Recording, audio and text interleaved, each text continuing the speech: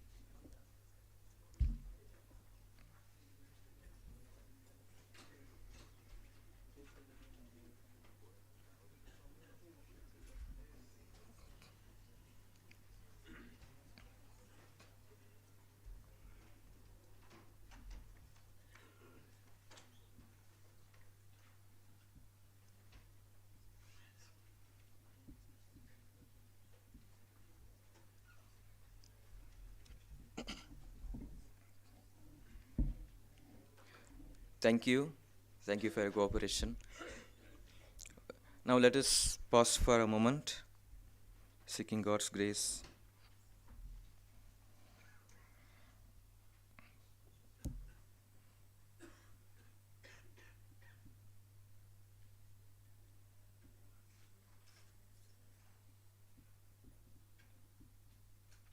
Once again, I welcome you all to this session. There is another reminder for you that on the walls we have pasted QR codes where you can have access to the abstracts of all the presentations and also to the schedule. And if you still want hard copy of the schedule, it is available as hard copies. You can get it from the organizers. And another QR code is there for joining a WhatsApp group where you can post your questions or comments, which the moderators will bring it on the stage. And of course, you're most welcome to bring all those comments or questions live here. Thank you. Now, I invite Princeton Dagama to moderate this session.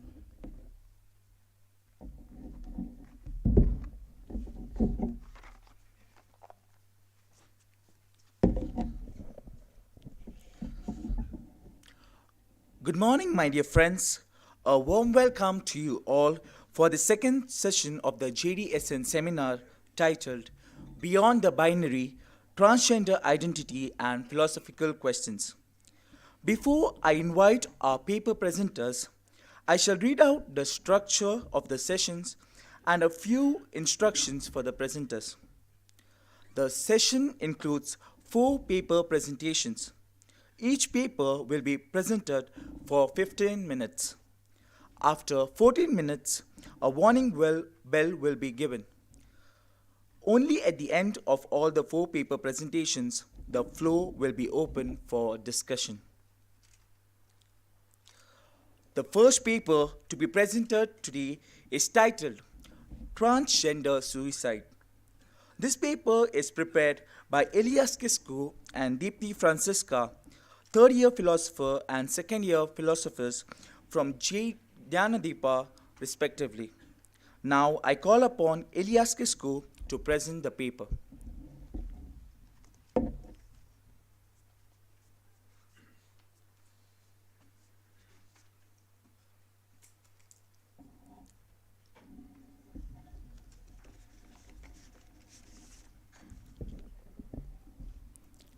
A very good morning and welcome back once again to this session. Dear friends, as philosophers, I suppose we are familiarized with the school called School of Existentialism. Here, I would like to call to your attention the existentialist philosopher, namely Albert Camus, and his famous work that is Myth of Sisyphus. In this, Camus compares the absurdity of man's life with the situation of Sisyphus, a figure of Greek mythology who forever repeats the same meaningless task of pushing a large stone up a mountain only to see it roll down. In fact, he is condemned to do this. He goes to the mountain and he pushes the rock from down to up and again it rolls it down. He repeats the same thing. In the same way, what I would like to ask is, we also come every day to the classes. Yesterday also we came to the seminar, attended, and all kinds of things. But what does it profit for a man if he comes to this and attends and gains nothing? So in the same way, he calls this as absurdity of life. For Camus, human life is absolutely absurd. He says, I don't know whether the world has a meaning that transcends it, but I know that I do not know that meaning, and that is impossible for me just now to know it. And he, towards the end, claims that the realization of absurd does not justify suicide. Instead, requires revolt. He concludes that struggle itself is enough to fill a man's heart. One must imagine Sisyphus happy. So, dear friends, are our transgender friends are capable of engaging in this revolt against absurdity of life? That is the question we should ask ourselves. So now I will be presenting some data. This is the data from Canadian Health Survey 2019.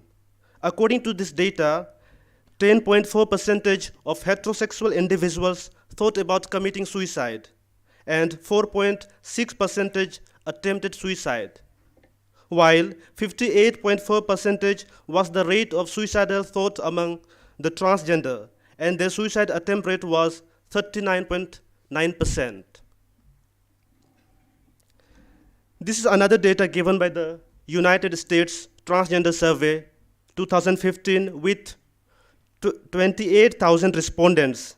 This is the largest survey ever devoted to the life of trans people. The data shows that 81.7% respondents seriously thought about committing suicide, and their suicide attempt rate was 40.4% at some point of their lifetimes. So now we'll see how different factors lead to suicide. But before that, to better understand transgender suicide, I would like to read out a suicide note of a transgender, namely Ashley Holstrom. This suicide note is taken from her Facebook page. So I will read out some of the sentences which she has written. She writes in this way: these are going to be my final words. From a very young age, I was told that people like me are freaks and abominations, that we are sick in the head, and society hates us. This made me hate who I was. I tried so hard to be just like everyone else, but this isn't something you can change. I can't stand to live another day, so I am committing suicide. The reason why I have decided to do this is because I am transgender. I never completely got over the depression being trans caused me. Everywhere I would turn, and I would see the hatred that society had for us. I had already been poisoned by a society that didn't understand us, and even worse, didn't even want to try. I am writing all this because I need my story to be shared. I don't want to be just another face of a tragic statistic. People need to know that I am not just another face of someone they never met. I was alive. I have a family and friends that I love very much. and I am sorry to them for the hurt this will cause them. I loved being around those that love. I loved listening to music and singing. I loved going out to eat with friends and enjoying good food. I was a real person. I still want to help people, and I believe I still can. Towards the end, she writes, please share my final words. I believe my last words can help make the change that society needs to make, so that one day there will be no others like me. Please help make this change because trans people are everywhere. You may never know who you are hurting until it is too late. Please help fix society. Ashley Holstrom. Dear friends, she committed suicide by walking in front of a dump truck on a highway in Lugan, Utah. Before taking her own life, she posted this message in the Facebook. Soon after she posted this message, there were many replies asking her not to take this step. But it was too late for her. Dear all, like Ashley, there are so many trans people who are undergoing a lot of mental trauma in their lives. Out of depression and intense desolation, they choose to end their lives. So now we'll see how trans people are at risk for suicide due to different factors of discrimination. Already we have seen some of them, so I will not elaborate more, I will brief. So number one, violence against transgender people. Violence against transgender people is not something which we never know. This has become a regular phenomenon, and according to the William Institute Survey 2016, 78% of transgender people experienced sexual and physical violence, and thus subsequently they attempted suicide. Number two, a bullying epidemic in schools. Bullying epidemic in schools has become a disease which is spreading rapidly these days. It is a painful experience for many of the transgender people because they feel unsafe and uncomfortable in schools.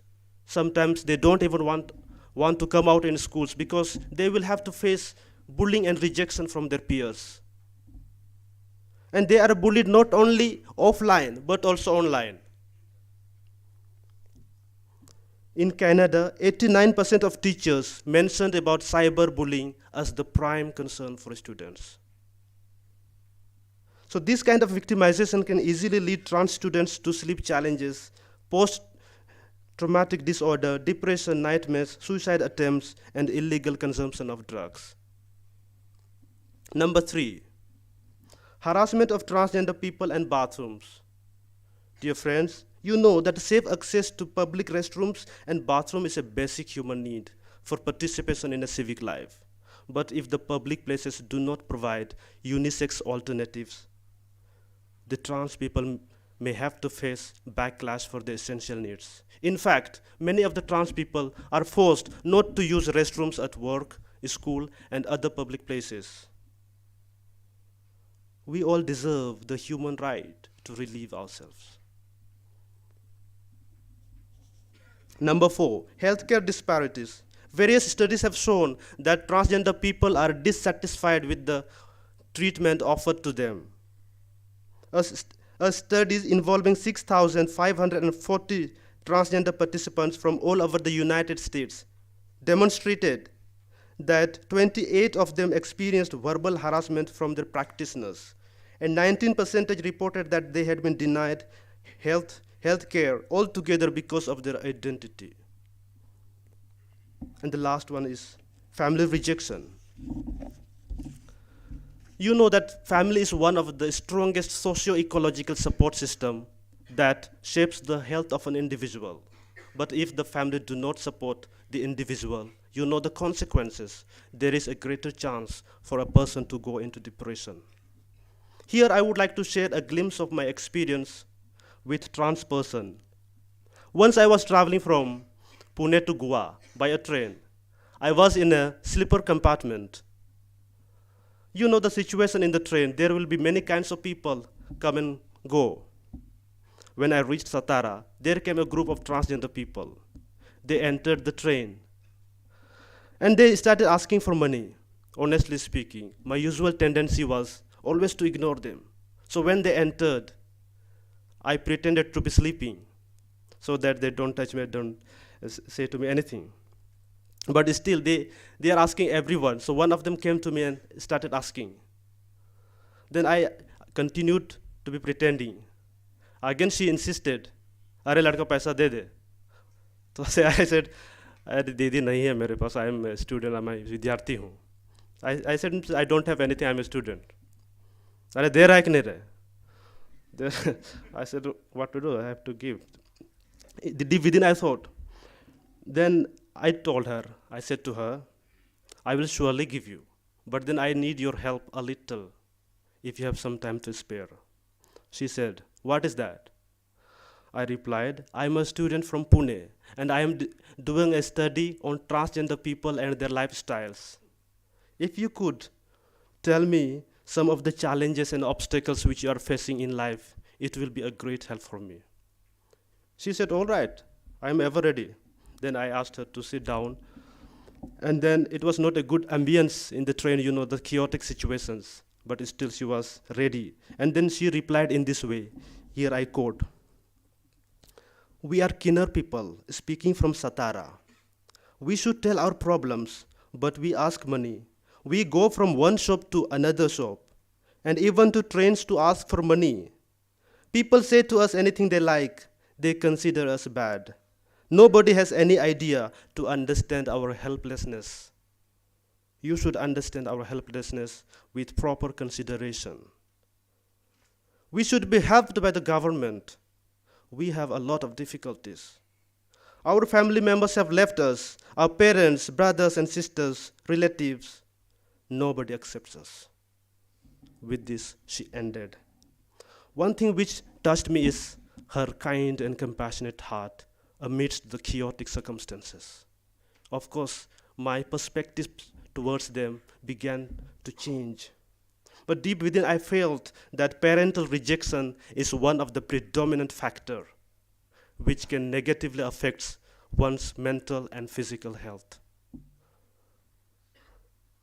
So Bryant, a famous writer, says, "Acceptance is the road to all change."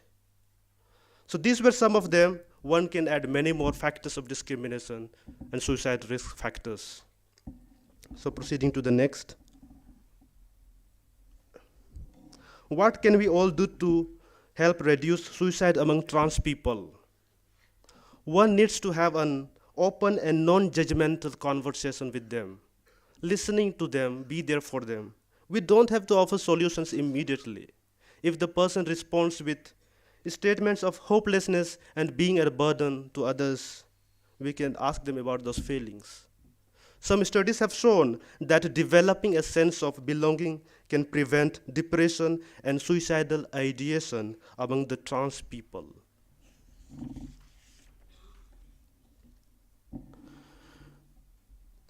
Protective factors to prevent suicide. The well-being of the trans people can be improved by implementing some of the norms and practices in the society and in institutional environment. Number one, schools should implement safe school policies and procedures specifically addressing transphobia. Number two, parents and family members of trans people should be accepting and supportive. Number three, conducting awareness programs for general public regarding the hardships the transgender people face. So these are some of them which I jotted down. There are many more one can add in the list. But one thing we need to ask ourselves is, what have we done to help trans community? Are we also in the same boat like many others, not being attentive to their needs and their feelings?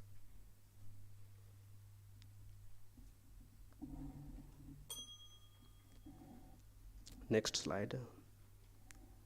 So whatever data I just presented previously were from the other countries. So this is the only data which I could find about India, and this explains about transgender suicide.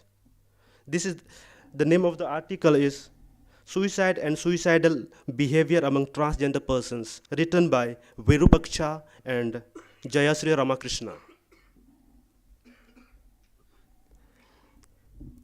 Data which I found in this article shows that 31% of transgender persons in India end their life by committing suicide.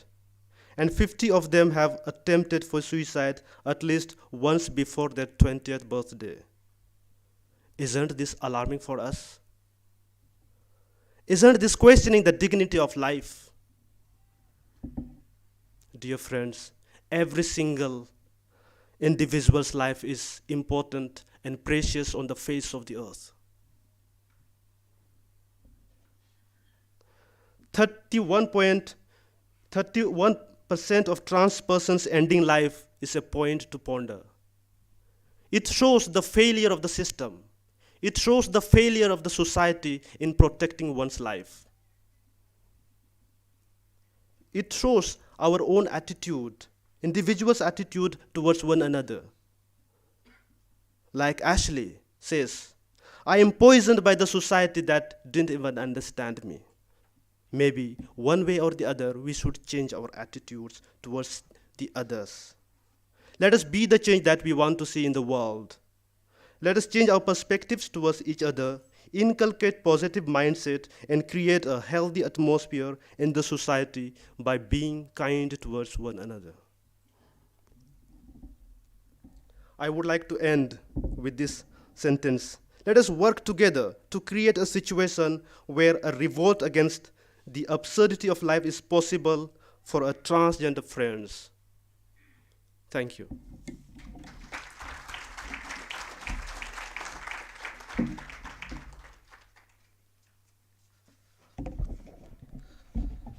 Thank you, Elias. This paper has helped us understand the various stresses in everyday life that contribute to transgender suicide so that we can be part of the solution to this problem. Next, we have a paper titled Catholic Perspective on Transgenders, Problems and Possibilities, presented by Rijoy Johnny and Joshua Kishant, third-year philosophers of Jnanadeepa. Now, I call upon Joshua Kishant to kindly present the paper.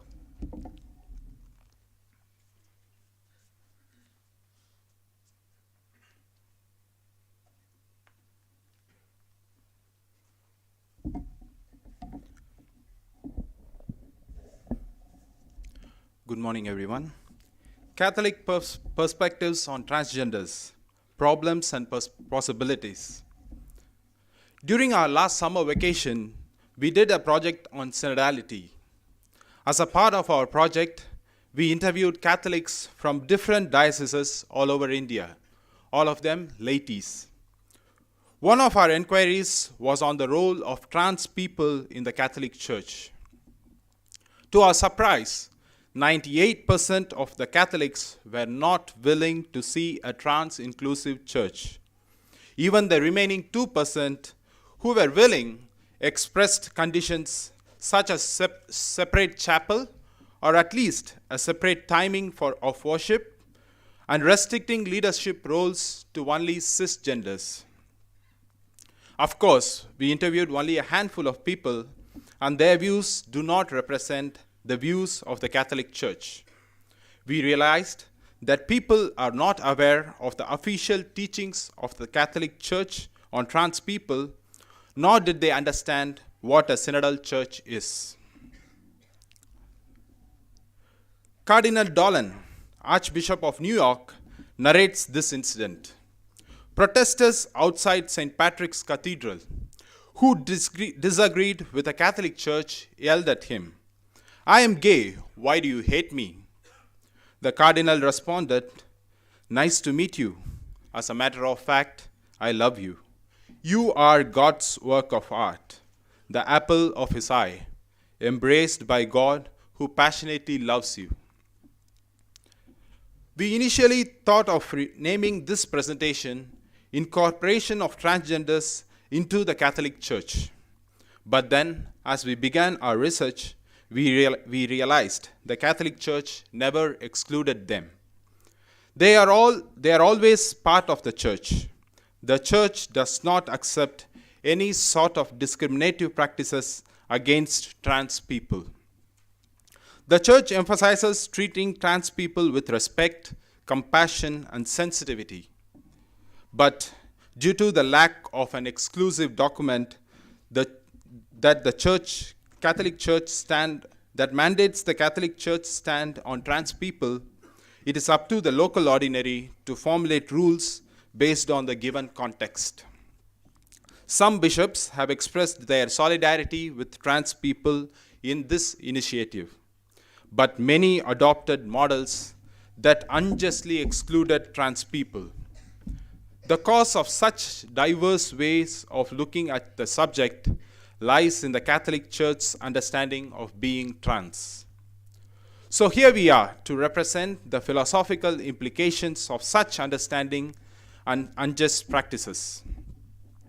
Our research points out 5 walls that block the communication between the Church and its people including both trans and cisgenders. Number 1, being trans is not in natural law. Catechism of the Catholic Church 2357 states that being trans is contrary to natural law. But science has a different take on being trans. Dr. E.O. Wilson, the greatest evolutionist ever after Darwin himself, researched being trans. In his work, Unusual Qualities of Personality, he addresses this scenario from an evolution perspective. There is an epigenetic mechanism that operates in a pregnant mother. For example, a queen ant has the ability to give birth to worker ants when the colony is hungry, or to soldier ants when the colony is under threat. In humans, this epigenetic mechanism is automated. The epigenetic mechanism gets triggered according to the needs of the family. Firstly, it is nature-devised birth control, because trans people have 80% less chance of getting conceived. For example, for every older sibling one has, the chance of being trans goes up to 33%. Secondly, when the pregnant mother goes through prenatal stress, for example, when the mother's life is in threat, but the baby in the womb happens to be a male, the epigenetic mechanism would make modifications in the genes so that this baby replaces the mother. 37% of transgenders reported that their mothers went through prenatal stress, whereas it is just 3% in cisgenders. Therefore, being trans is totally natural.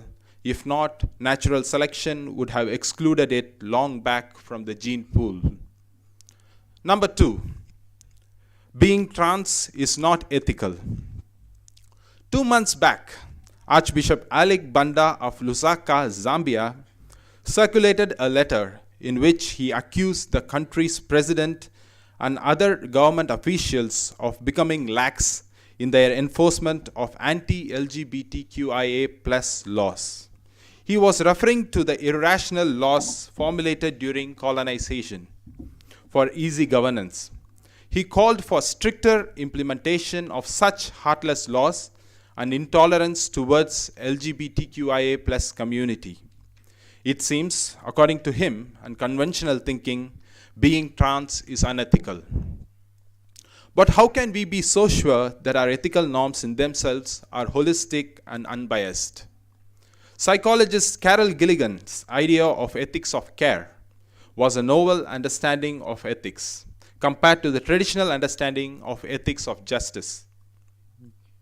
Ethics of justice has traditionally been viewed as an ideal in patriarchal cultures because it is championed by men.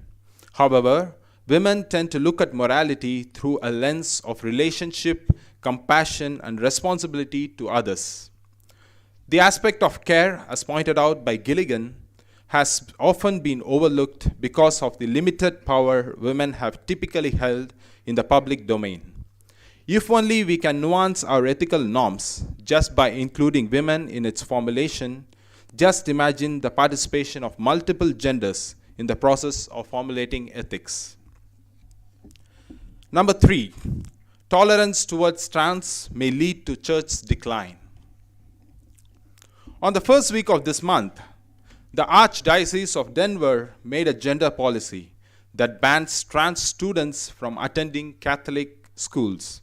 LGBTQIA plus parents, employees, and even allies should be excluded or fired from Catholic institutions. Most Catholics who do not want an inclusive church argue that the tolerance towards trans people may lead to church decline. But the truth is the contrary. Research done by Pew Research Center shows that 50 years ago, more than 90% Americans considered themselves Christians. By 2020, it came down to 64%, and it is likely to come down to 54% in the next few years. The research also predicts that by 2070, it would be little over 35%. Cardinal Holrich, the Relator General for the Synod, recalls that once he met a 20-year-old girl who told him that she wants to leave the church because of its unwelcoming attitude towards trans people. When the cardinal asked whether she was trans, she replied, "No, I am not, but my closest friend is. I know of her suffering, and I do not intend to be part of those who judge her." If we are not being inclusive, then more and more young people are going to leave the church, thus causing its own decline. Number 4, our policies are unchangeable. In September 2015, the Vatican's Congregation for the Doctrine of the Faith did not permit a transgender man in Spain to serve as godfather for a baptism. The church statement concluded that the person did not possess the requisite of leading a life conformed to the faith and to the position of godfather. And there was an objective absence of the necessary requisite to assume the ecclesial responsibility. We could not accommodate change to our policy. Let's see how science works. Aristotle predicted a geocentric model of the universe, but he could not answer how the celestial bodies interacted. It was that one single unanswered question in his theory that brought about Ptolemaic and Copernican model. Though these new models too were flawed, they brought us closer to reality. Science accepts a paradigm despite unanswered questions and starts working on it. At a later point in time, these unanswered questions would increase in number and overpower the paradigm. No further inquiry could be made. At that point, scientists would come up with a new paradigm that answers the old unanswered questions, but then this new paradigm comes with its own new set of unanswered questions. If science, which is working with objectively existing material reality, adopts new paradigms and accommodates changes in the face of overpowering unanswered questions, why not our centuries-old policies? Number 5, being trans is not in the form of God.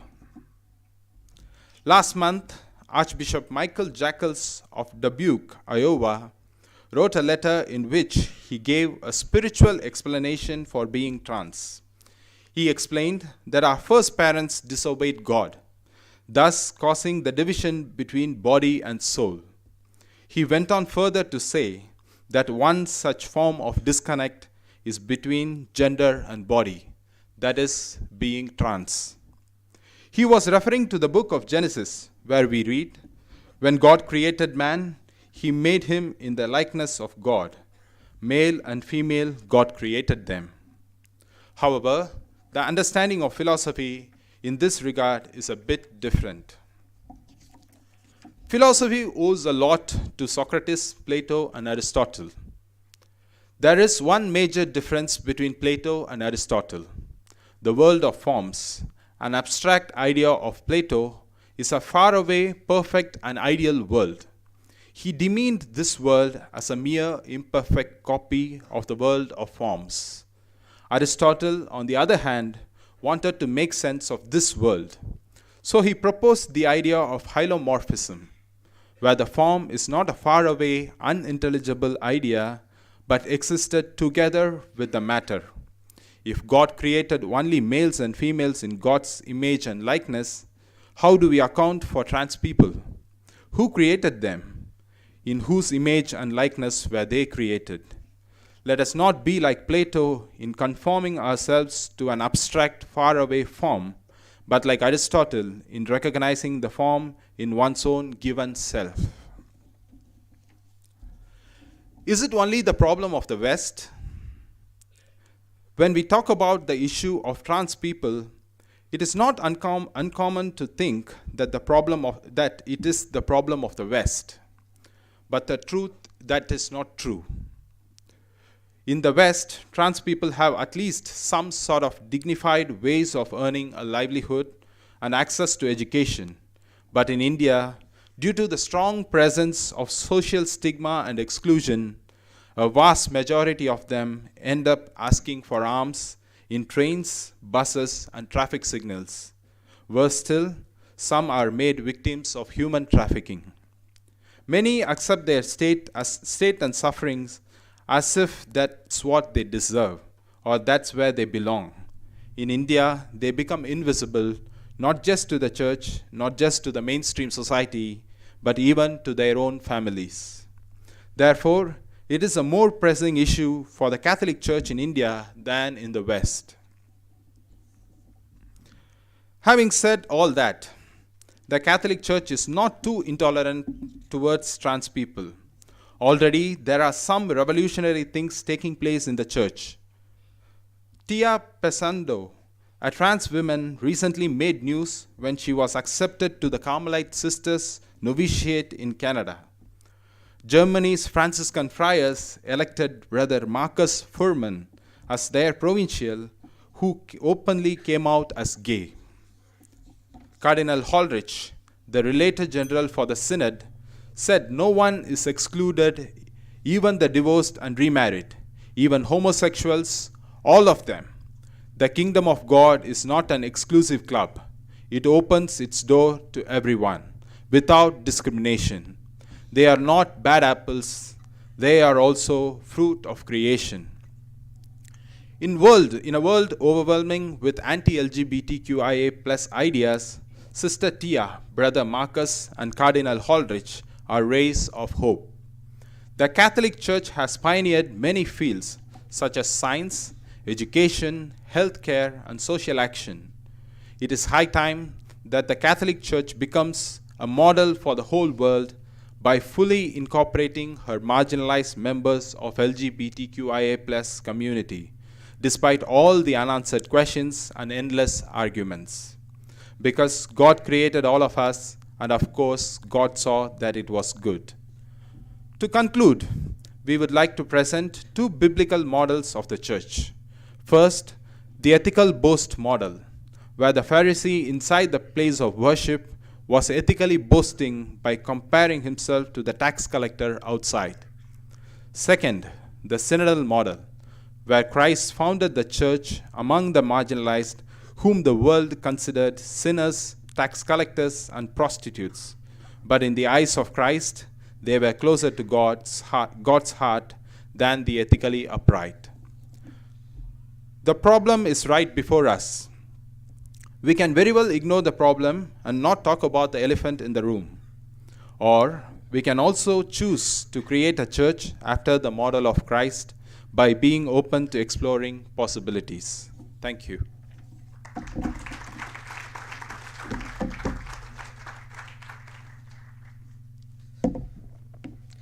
Thank you, Joshua. Definitely, this paper has shed light on the possibilities involved in constructing an inclusive space for transgenders within the church, and the various current models of interacting with transgenders currently operative in the church. Up next, we have a paper titled Inclusion of the Transgender in Synodal Church, presented by Savio Saldana and Ananda Binay, second year philosophers from Satyanilayam. I call upon Savio Saldana to present the paper.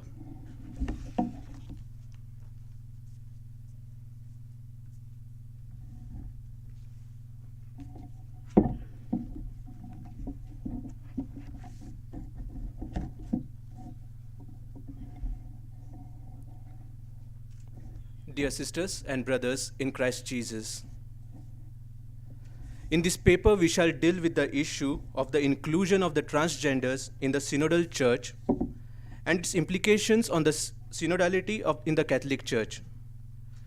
It is a part of the paper Transgenderism and the Problem of the Gender, and we have studied it from the point of view of India only. To make synodality more meaningful and relevant to our times, we have to consider including the voiceless and the marginalized and give them a place in the very center of decision-making process. In our opinion, the inclusion of transgender in this process can be a bold step to achieve the objectives of the synodality. The Synod of Synodality is considered as one of the most promising processes in the Church, with the potential for making it more inclusive and Christ-like in its approach. We as a church have made a lot of progress in letting in the fresh air. And yet, there is also a feeling that a lot more has to be achieved. We must ask ourselves, have we done our best to include our marginalized brethren into this family of the faithful? What more can we do to ensure the inclusion of the peripheral, to give them their dignity as human beings, and set them free of this gender construct? The aims and objectives of this paper can be summarized in the following points. There is a general opinion of not having done enough to ensure the inclusion of transgender in the synod. Second, gender for long has been viewed as a binary, male-female, which excludes the neutral gender. This has led the transgender community to internalize this exclusion. Third, inclusion is not a one-time activity, it is a process. Can we move beyond the male-female construct and bring them liberation from this exclusion? And finally, to see what does inclusion of transgender means in this context. So to get to the pulse of this issue which we are facing, we conducted an online survey. The mode of survey was Google form, and we asked them only 4 simple questions. The respondents were parish priests, assistant parish priests, and scholastic regents. Number of respondents 136. And the states covered were Madhya Pradesh, Maharashtra, Goa, Andhra Pradesh, Karnataka, and Tamil Nadu. The first question was, does your parish have parishioners who can be categorized as transgenders? 46% are not sure. From this we can conclude that we do not have sufficient data on the presence of transgender parishioners. This may be due to the fact that owing to the social stigma, they have not divulged their orientation, or they fear that they will be excluded from the church if they declare it openly. Or it may also mean that we have not collected a proper data about our parishioners with intricate details like these. Second question, do they have a representation in the synodality meetings? 45% no, 28% not sure. It follows logically that we do not have data about since we do not have data about the presence of transgender in our communities, they are not made part of it. LGBTQ is not a mainstream issue in our country as it is in the West. And hence we feel that there is a lack of awareness when it comes to transgender and their issues. The third question was, do you feel that the transgender community should be given a proper representation in the synodality? And the answer was 100% unanimously yes. And we see that there is a presence of sensitivity when it comes to giving these people a proper say in the decision-making process of the church. The last question, do you feel that the transgender community has received an adequate representation in the synodality process? 80% say no.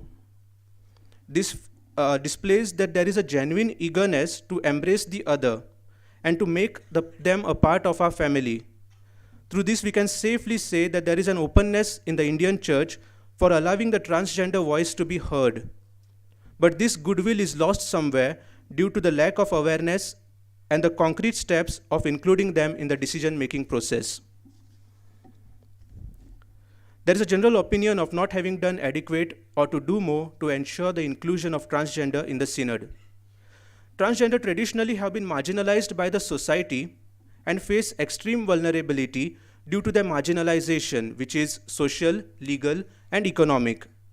This needs to be addressed as the highest priority if a response to their problem is to be meaningful and effective. Now let us imagine ourselves to be in a place of a transgender. We have a world in which the very core of our being is unrecognized within our family, if and when we step into a school, when we seek employment, or when we need a social service like healthcare or housing.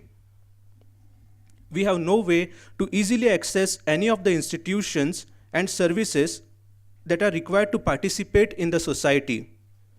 Additionally, because of our outward appearance, we may be subject to discrimination, violence, or fear of it. In such circumstances, how can we possibly partake in social and economic development?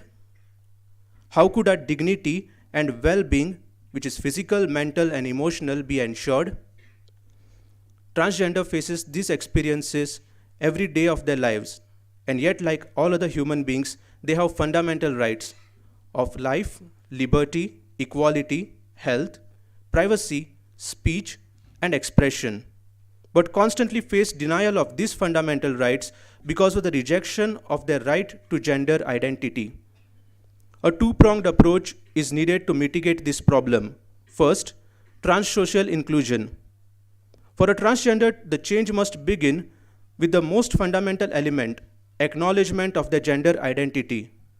The state must ensure that the trans community is provided with equal rights as enshrined in the Constitution for all its citizens. Second, the right to gender recognition. This means respecting their right to be identified irrespective of the gender assigned to them during their birth.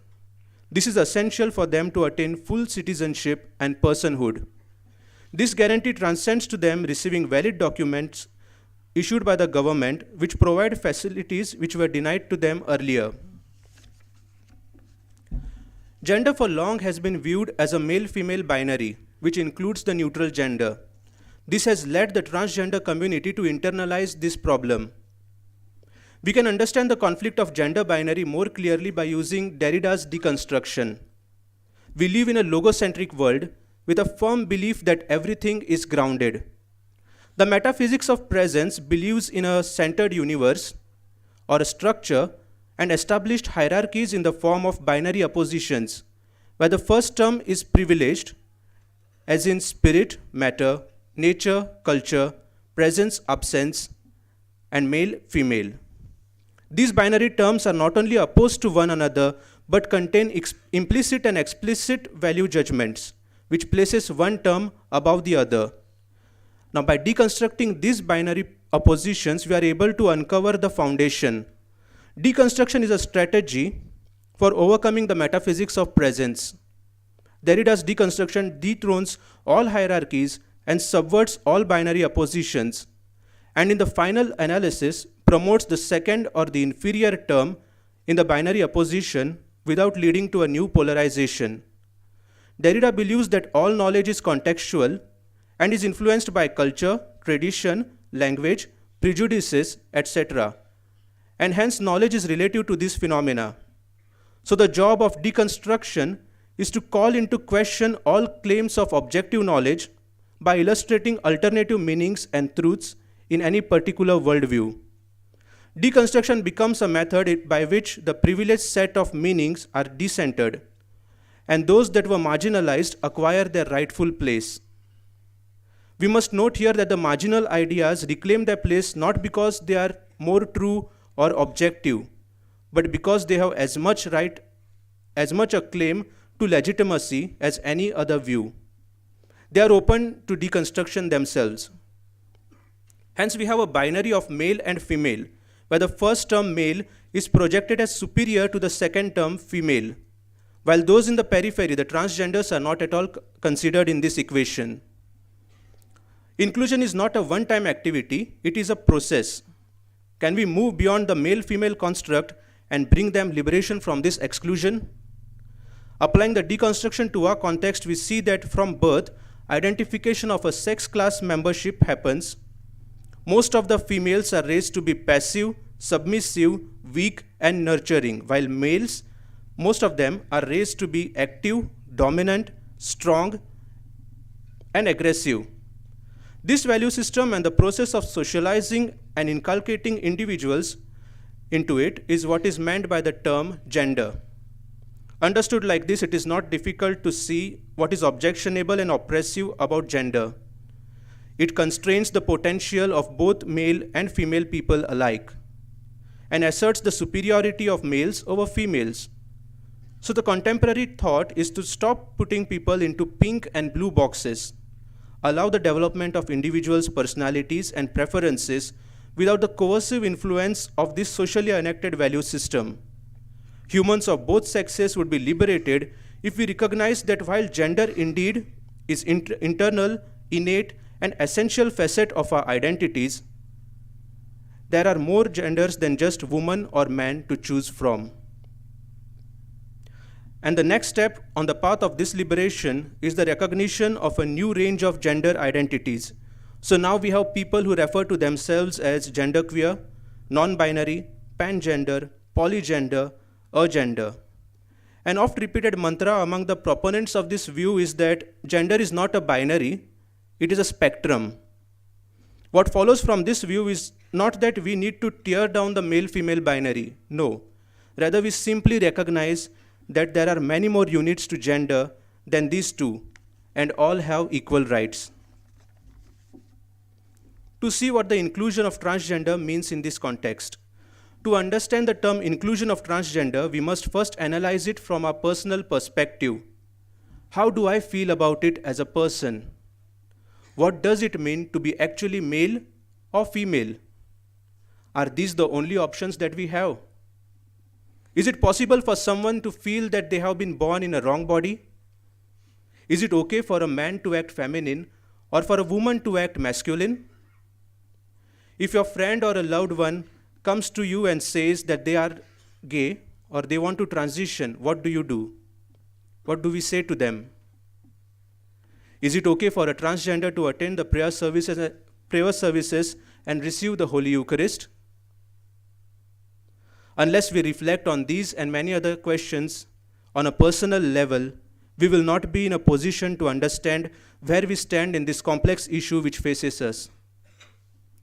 Today we are confronted by a sexual revolution, where a hedonistic tendency advocates the pursuit of free love is just, and anything that puts boundaries on this pleasure is unjust. Hence, while being open and welcoming, we also need to be aware of what we condone. Similarly, culturally and socially, this is a justice issue. I say this because it reflects the need of community of people who feel alienated, humiliated, and hurt by the constant rejection and hurtful remarks by the mainstream community. These excluded long for support, acceptance, and to be heard. We need to explore and understand the problems the transgender faces so we can enter into critical conversation without the prejudices which have affected the dialogues of the past. We list a 5-point program to assist in the opening dialogue with the trans community and their inclusion in the synodality. First, listening. Give them your time. Visit them. Listen to them with heart and compassion. Second, we are companions on a journey. Now, in every journey, it so happens that one person leads while the other follows, and sometimes the other leads while the first follows, while most of it is walking together. Third, strengthening of the basic human communities. Fourth, preparing the laity, making them aware. Fifth, a spirit-filled liturgy is required rather than the one which is rubric-centered. We have to come to grip with the fact that the transgender problem is real and that it is the disorientation between the biological self and the inner self. It is real. It is not something that people can control or that they are making up. We cannot allow it to eclipse our love for people, their families, and their love for the divine. Synodality is being committed to grace and truth, and to walk in this messiness of life together. And this is what we must do. In the conclusion, we must show with our words, yes, but more so by our actions, that we care for the transgender, that they are a part of our family, this church, that God cares and loves them. And we are grateful to them for allowing us and trusting us with a chance to walk together and pursue our relation with God and His creation. As Father James Martin S.J. says, you are in a church that is still learning how to love you. Thank you.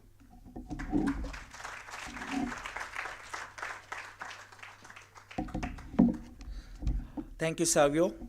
Surely this paper has helped us to see how the ongoing process of the inclusion of transgender is a vital part of building up the Synodal Church and what mindset changes are needed to achieve this. The final paper of this session is titled Transgenderism and the Feminist Critique, presented by Vivian Floyd Saldana and Alphonse Pradeep, first year and second year philosophers of Satya Nilayam, respectively. I call upon Alphonse Pradeep to present the paper.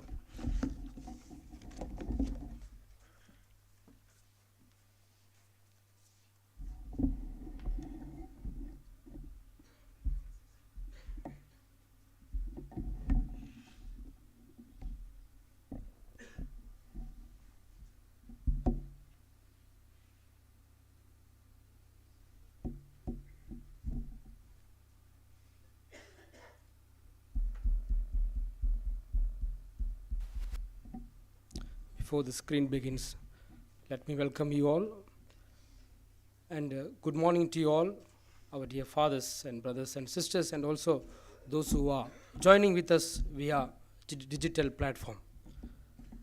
Our topic on transgenderism and the feminism critics, we are dealing with this paper.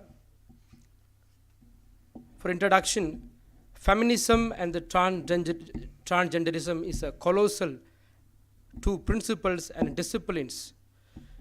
It is not easy to give a whole view about it. You would like to give in a nutshell what it speak about, what does it say about.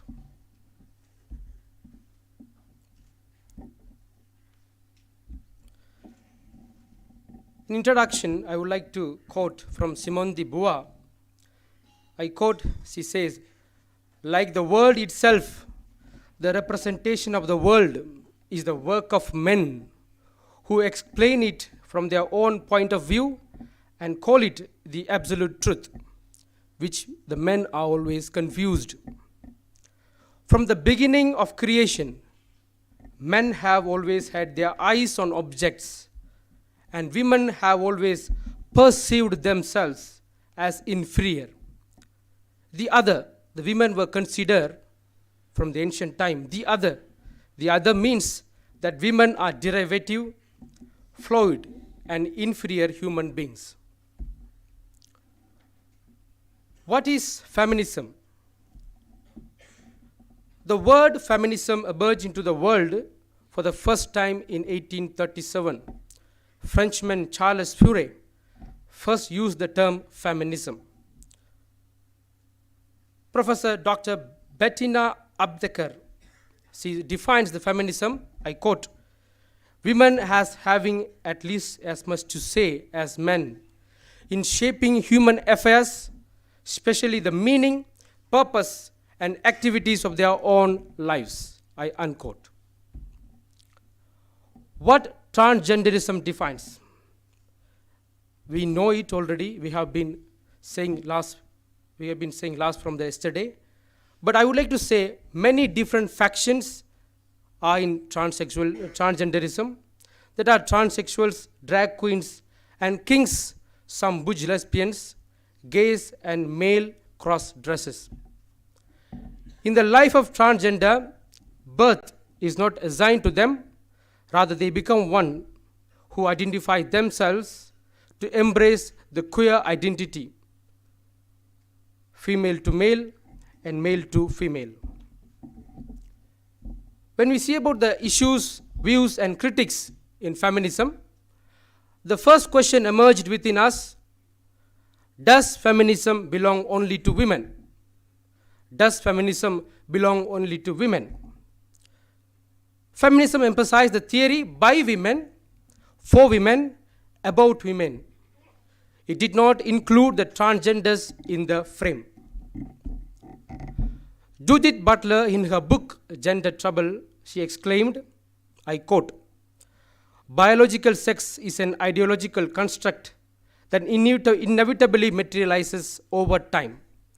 It is neither a simple fact nor a static situation of the body, but the process by which regulatory norms embody its sexuality and achieve that embodiment through the compulsory constant repetition of those norms. It cannot be said that gender has a significant existence before it is marked. Some feminist theorists believe that gender is a relationship, actually a serious relationship, and an individual claims that it is not an attribute, I unquote. Feminist thinkers and supporters strongly believed that feminism is not only for women, by women. Feminism is only for women, by women, and about women. On the contrary, feminists were very clear that a person biologically born as a female must be included in the feminist culture, but a person biologically born as a male and raised as a male should not be accepted in the feminism. In the feminism theory, the radical feminism comes across, which opposes the transgenders. Typically take a more militant stance than the feminist. Radically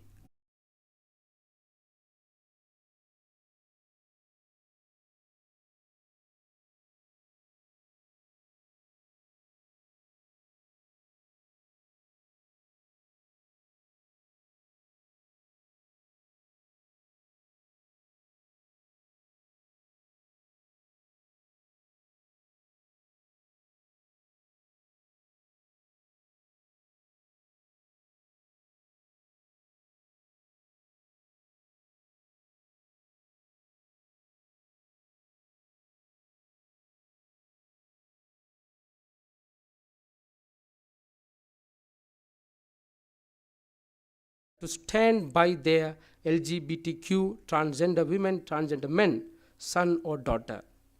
I unquote. Thank you.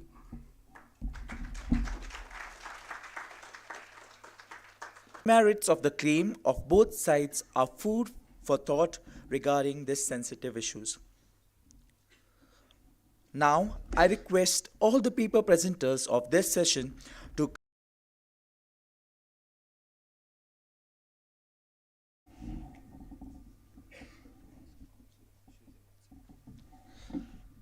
Okay, you can ask your questions also in the WhatsApp group. The QR code is being kept on the sides of the wall.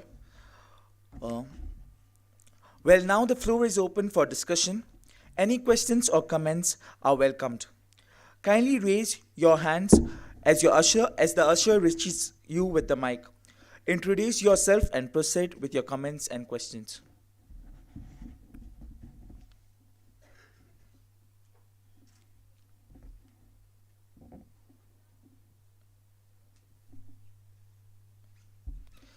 Okay, there's a question by Aaron here in the front.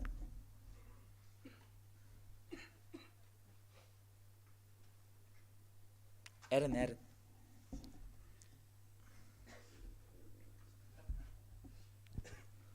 Hey, what does the legal institutions and the church have to say about marriage between a trans woman and a man, and a woman and a trans man?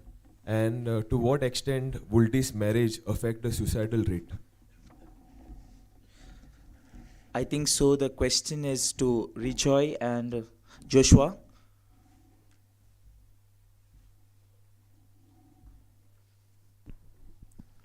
Aaron, we are still in the beginning stage of trying to create an inclusive church. So, exploring options like administering sacraments for them, like marriage or priesthood, that would come later. But we are still in the beginning stage of trying to create an inclusive church where they feel accepted and they feel respected. And coming to legal institutions, of course, it is approved by the secular society. It is approved, at least in India and many other countries. But church, so as of now, does not approve marriage except male and female. Yeah. Okay, the question answered. Now we have Father Clement with a question there. It's not a question, but a contribution to the presentations. Well done. I second the opinion of Rejoy in saying that the church has been supporting the transgenders in many ways. Now, we have lots of quotes from the Bible itself, or the incidents from the Bible itself. Can I have the other mic? We have in the book of Daniel 3 young men when they were taken in exile to the Babylonian kingdom or Assyrian kingdom. They were all castrated and they were transgenders, or they were made eunuchs. And we have in the Acts of the Apostles a particular office holder. He goes with Philip, and then the Spirit takes him, and then he is taken into the church. So we have lots of things like this. And then take all the ancient courts in India or all over the world. They had their place in the courts. I mean, kingly court. Not only that, even one of the church fathers, Origen, he castrated himself and became a eunuch or transgender. And we have lots of other things. And most of the cantors in the ancient churches, church, and they were all castrated and then kept as cantors so that their voice would not break. This is negative side of it, or you can take it negative side, but church still accepts them. And when I did my theology, I went to a particular village for my ministry, and then there was a man who had orientation towards the other sex, other gender. The family accepted him as he was, or he is, and he leads a very good family life now. He is married, and then he has child. And I wonder, it is our duty, when you ask for what the church does, it is me, the church, the prime or the first member of the church, or the first or one of the members of the church. I have to do that. Let's begin with our families. Let's begin with ourselves. That's what I wanted to say. Second, to Elias, sorry to take long. One of the seminars in my group, I think it's Amar from Norbertine congregation, he has written like that: the farmers committed suicide not because they wanted to die, but they did not want to live. The farmers, those who committed suicide not because they wanted to die, but they did not want to live. The same case goes with the transgenders. Thank you.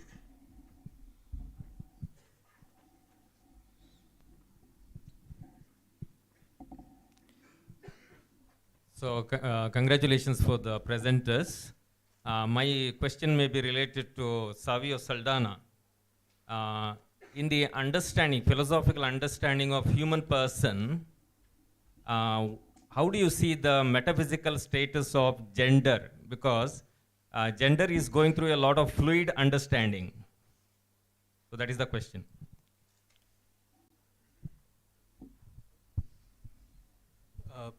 According to my perspective, as you rightly said, gender is actually going through a lot of transition or changes as a definition of what we understand nowadays.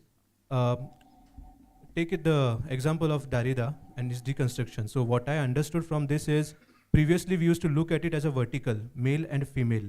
So the male dominating the female, while the rest of the like transgender and others were not included at all. So now what we are doing it, instead of vertical, we take it as a horizontal, male, female. So both are already equal. And the spectrum is like everyone who identifies himself as not male and female, and they are in that spectrum.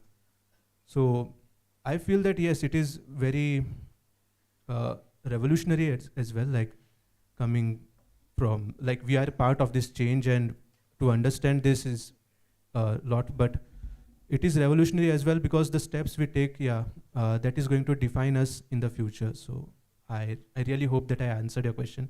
Sorry if I didn't.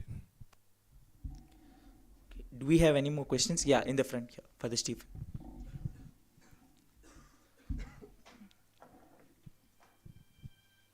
Thank you. Congratulations to all the presenters. Nice to see young bubbling scholars on the stage. That means the future of philosophy is still bright. So I carry on. Not a question as such, some one or two comments. In our synodality, the discussions that I personally participate in Pune and in Trichy diocese and all, we never spoke about including the transgenders. Maybe that point has not come so strongly. Maybe reaching out to other Christian denominations, other religions, and people of various arts, etc. This transgender issue has not come up, at least in India, so popularly. In Canada, in particular church in Toronto, Our Lady of Lourdes Church, every Sunday there is one evening, 4 o'clock mass meant for this kind of people. And when you go there for mass, and other your companions will teach you, you're going there for that 4 o'clock mass, take care like that, no? But now even then the situation must have changed. I personally think maybe after this synodality and all, our attitude towards transgenders will be much more positive. And about the metaphysical status of these people, perhaps Aristotle did not say, because Aristotle did not have any good opinion about women at all, first of all. He thought woman is a, deformation of male. Okay, so they have to come a long way to accept women and then come to transgenders. Even Kant also, only men can do some science subjects. In case a woman wants to do a science subject, she must grow a beard, he said. So all these philosophers are still at this stage, and I think things will change. About God creating humanity in male and female, Joshua mentioned, that shows we had a male concept of God, not God as a father, as a man. From that we moved to show that both male and female both have their essence in God. So God creates them, male and female. In my personal opinion, perhaps a transgender can say, I doubly manifest God's presence because I'm both male and female. Men perhaps manifest God's presence only 50%. Women manifest only 50%. Perhaps a transgender can claim, I manifest God in a double, in 100%. Just a comment. Thank you. Thank you, Father Stephen. Any other questions or comments? Oh, at the back.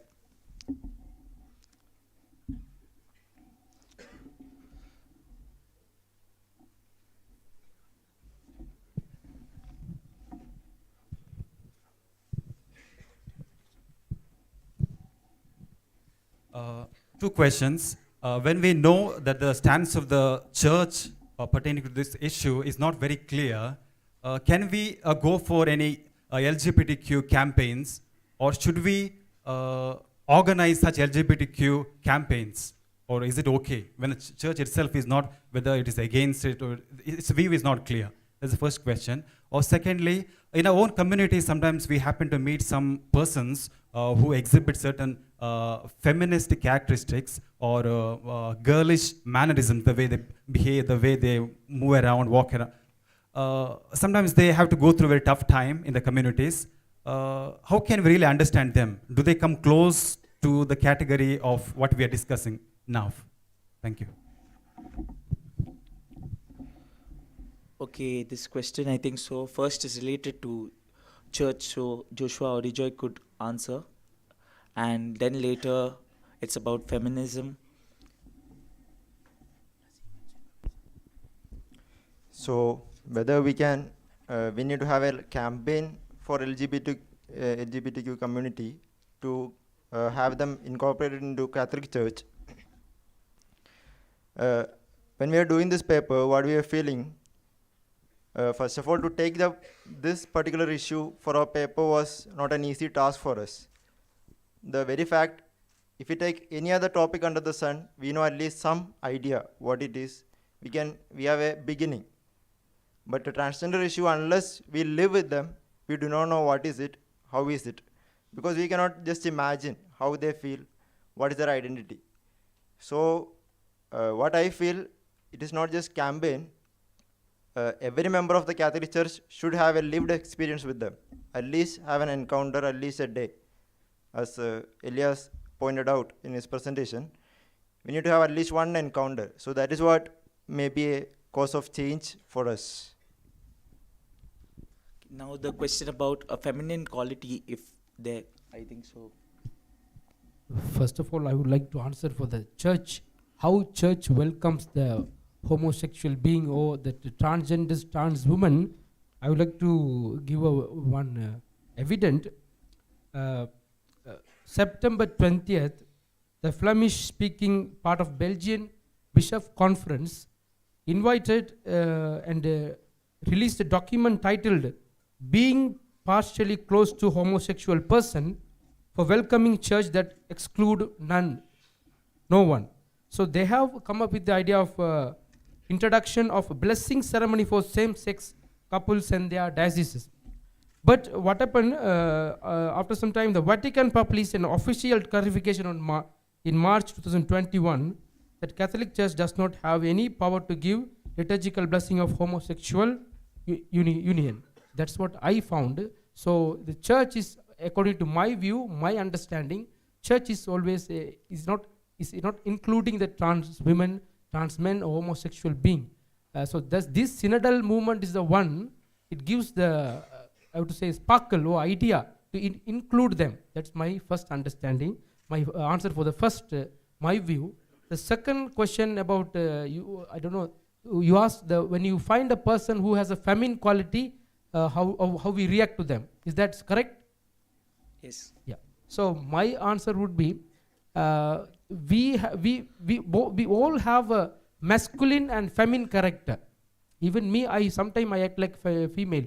When I go through this Judith Butler and second sex, everything, we try to understand. Sometimes we behave like also. So we have the both masculine and feminine. The person one who finds that I have more than 60-70% more feminine, a male, find I am feminine, I have a feminine character. He who is very guts fellow, he goes and changes masculine and he change into trans women.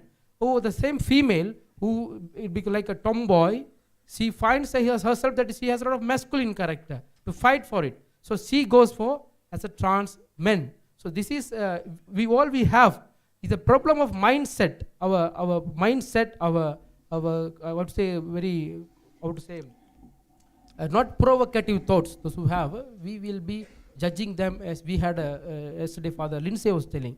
So this is about our idea and mindset that we have to change. That's what my understanding. Thank you. Adding to this, for the second question, he was asking how we react when someone in a seminary or in the religious circle is found with feminine characters or masculine. How do you react? So Pope Benedict XVI, when he released a decree, he was saying, if a person or religious is found gay or lesbian or transgender, he should not be allowed into seminary, or she should not be allowed into seminary. But in the recent times, Pope Francis, he tells, "So am I a judge?" So it makes church more inclusive. So through this, now at present, the novice masters and the in-charges who are in the religious circle, they are given chance and choice whether to keep them or not, because they see them, they are also equal, they are also made by God with the same qualities. So it should not be a hindrance for them. Their sexuality should not be a hindrance for them. So right now things are changing in the church. I feel they are also being accepted. I came across one case like that in one religious seminary. He had inclination towards male. So he was given chance again and again. He was tried to he was sent for some camps just to make him agree or accept his own self and move on with his life. Thank you. I hope I answered it. To answer your questions, first question, last month there was Vatican released a document called Enlarge the Space of Your Tent. It's a framework for synodality where it mandates various issues, and one of those issues is on trans people and homosexuals. It mandates each diocese to hold talks, discussion, including transgenders and homosexuals, in exploring new ways of bringing Christ to the people. To answer to the second question, it is not necessary that when a person manifests feminine character in his by the way he walks or by the way he talks and acts, it is not necessary that the person is a transgender man or a transgender woman. It just happens to be that way. And what we can do from our part is just to accept the person as he is. He is perfectly, he could be perfectly a male, he could be perfectly a trans woman or a trans man, but accept the person as he is, instead of conforming them to our own idea of maleness. So accept the person as he is, not to bully him, and to give him support. In that way we can make a better society. If he is a transgender, he would, if he feels comfortable with his family members, he would come out. He would come out, and and the family can decide how to go about after that. Yeah. I think so. We'll have the last comments from sister. Good morning, everyone. I just want to give little information regarding the discussion that we are having. It's on about can we accept them in our seminaries or convents, whatever it is. You need to understand we are discussing on two aspects. One is sexual orientation, other one is the gender identity. Identity is different from the sexual orientation. If you deny occasion of a person based on the sexual orientation, none of us would be allowed to remain in the seminaries. Because all of us have sexual orientation. Maybe I am attracted to a man, or man attracted to a woman. All of us have sexual orientation. There is nothing wrong in that. But based on the sexual orientation, we cannot deny occasion to anybody, because we believe in God's call. Because these two are different. Gender identity is different, sexual orientation is different. That we need to understand. And thinking that he might get attracted to a man, we cannot deny, because it is very natural. It depends on how we manage with our emotions, how we manage with our sexual orientations. If my superior, my formator thinks that since I'm a woman, I'm getting attracted to a man, you cannot deny occasion. It is very natural phenomena to happen, this kind of attraction. Otherwise it is something not normal. But it is the responsibility of the formators, it is responsibility of whoever is in charge, at the same time responsibility of an individual to manage our own emotions. Okay? So instead of doing that, we cannot deny a person a occasion based on the sexual orientation. Why I'm telling it is because we are having a discussion regarding a brother who is having a sexual orientation towards another brother. Okay? We cannot say sexual orientation, it could be attraction. Okay, it is very common. It happens in the seminaries, it happens in the convents. Maybe some attraction. We don't know what is sexual attraction, or sometimes those who are in leadership and all, the young ones get attracted to the, little talented ones. Those who are in leadership and all, the young ones will get attracted. It doesn't mean that they are transgenders, it doesn't mean that they are gays, it doesn't mean that they are lesbians. But we need to allow an individual to decide by themselves their gender identity. We cannot judge a person based on their behavior pattern that they are into transgenderism or lesbians or gays or whatever it is, unless individual decides by themselves. So we need to give them a space to understand what is their sexual orientation, what is their identity. And I would propose, I cannot say firmly that we shouldn't deny, but to be frank, we cannot deny. If we deny, then none of us would be allowed to enter, because all of us have sexual orientation. So sexual orientation is different from the gender identity of the person. Thank you. It's time up, but the last intervention. I am one of the organizers of this conference. Even yesterday, I raised my hand to ask a question. I didn't get a chance. So I am taking this chance. I mean, Joshua already answered the question that Elson raised, but my only request to all of us here are, when we go out of this seminar, conference, you find some of our brothers sometimes showing some feminine characteristics. And sometimes they get bullied, as transgender people get bullied in the schools. So from today onwards, accept people as they are. I just want to emphasize that point. Alphonse, Pradeep, and Joshua already said that point, but even when we go out of this seminar, if we can make at least that change, that is going to be a great achievement of this seminar. Thank you.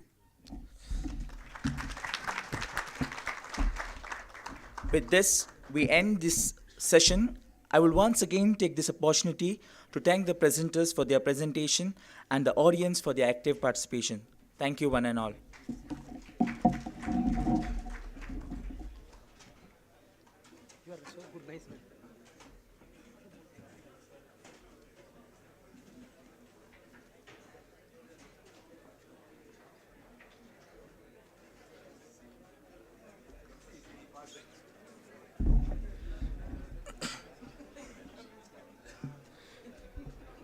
Thank you, Princeton, for chairing this session. Yeah, now, as we all have gone, okay, we have arranged tea here in the